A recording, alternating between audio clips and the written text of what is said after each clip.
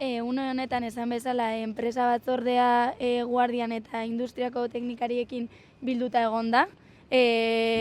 Elkarrizketa horiek jarraitzen dute, ez? Ere gatazka bat egon da euren artean, evidentemente ez daude posizio berdinak.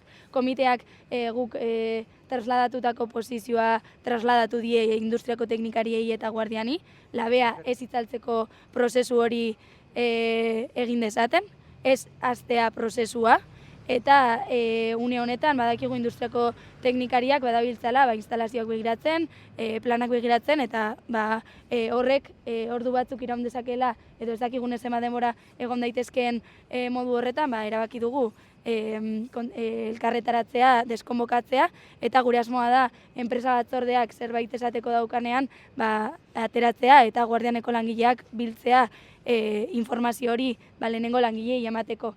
Guri helarazi ziguten itzaltze kontrolatu bat egingo zela.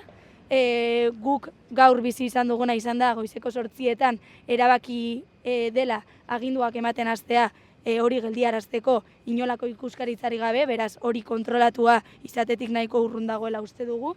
Eta horrez gain guk ez dakigu itzaltze kontrolatu horrek ez dizkigute bermeak eman jakiteko ea horrek gero atzera bueltarik izango duen edo ez. Orduan, guretzat kontrolatuak izateak ez digu inolako bermerik ematen itzaltze hori emango baldin bada baldintza berdinetan.